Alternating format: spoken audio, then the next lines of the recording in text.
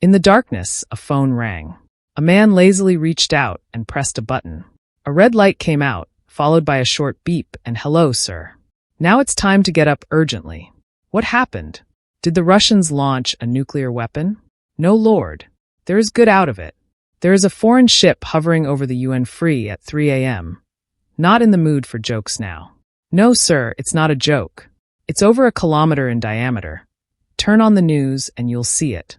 The President of the United States turned on the news and saw reports of a giant alien hovering in the sky. What do they want? We're not sure yet. It doesn't seem to be an invasion if it were. Imagine if they weren't sitting there. The TV flickered and turned into a green blob. What looked like tentacles protruded from several places on its body and opened a hole at the top of its head. A strange scream came out, which was quickly muffled.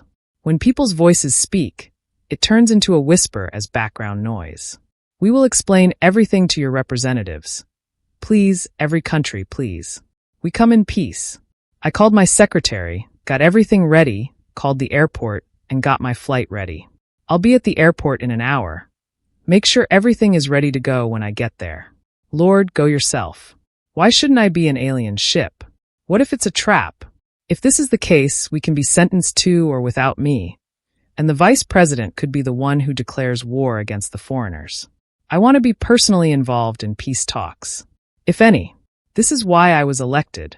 After all, prepare everything now. Yes, sir. A few hours later, security escorted him off the plane and into the UN venue. Surprisingly, he understood everyone perfectly without an interpreter or aliens, and most countries sent representatives in their place. However, there were also several managers who, like him, came to this conference room first. His stress level is quite high. However, he saw several other people chatting away as if nothing had happened. He could tell by the stiff snow that they were not relaxing. His secretary bought him a drink, and one of his friends, an Italian representative, sat down and started talking to him. His accent disappeared completely, and I spoke in Italian. Can you think I still want to return to my words? I speak perfectly. Can I hear you in my native language? There isn't even a translation error. It's like you're a native speaker.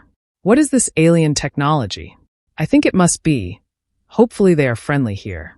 After several hours, representatives or leaders from almost every nation had arrived, and a blue light was shining behind the podium. Then two figures appeared. Hello, people. My name cannot be translated. You can call me Bob. It's an untranslatable scientist. You can call him a cryptostate. We have come to offer you a full surrender. One of the leaders spoke, so you're ready to bow to God. Are you demons? I don't think they meant it. Another manager interrupted me to apologize. This must be very confusing for all of you. Allow me to explain. Blue lights appeared in the shape of a machine diagram. What you see here are the designs for a paradox machine. It's an augmented time machine that forcefully merges two timelines together, rather than creating a branch timeline when one changes the past. The new timeline thus replaces the old timeline, resulting in the changes to the past being absolute, so it forcibly creates a paradox. One of the people spoke up, a scientist who had accompanied the president. We can explain the exact mechanisms later. It is important for you to understand this so that we can continue to discuss it. Encryption comes from the future, not the future replacement. I guess our future doesn't technically exist, but he does before I get confused. I will explain further. Our species discovered the Earth. It is full of the resources that we wanted, so we invaded and occupied it. We enslaved you humans and prospered, but after a while, you humans adapted and learned to steal our technology, which eventually destroyed us. Our last living scientists created this paradoxical machine. We could have split the timelines and changed the future in another timeline, but then we would have died out in one of the timelines, and there would be people who hated us. We created it so that when we descend, we will change forever in the future, and they cannot follow us. We go back to the past to warn ourselves of our past. Before the invasion began, we're trying to capture you again, but this time we're trying to kill you instead of enslave you. In this version of reality, you are angrier, wilder, and more vengeful. This time we upgraded the technology and invaded Earth, going even further. When you live in a cave again, You adapt and overcome again. You get scarier, so we try again and again, and nothing works in another version. We tried peace, but you stole our technology, went back to basics, and colonized our world. While we were still single-celled organisms, a defect was built into our machine that made us cease to exist. The machine went back in time, recorded all our rehearsals, and played it back to our people. We tried everything we could think of. Not even glass works. Your planet will not hold you back until you develop.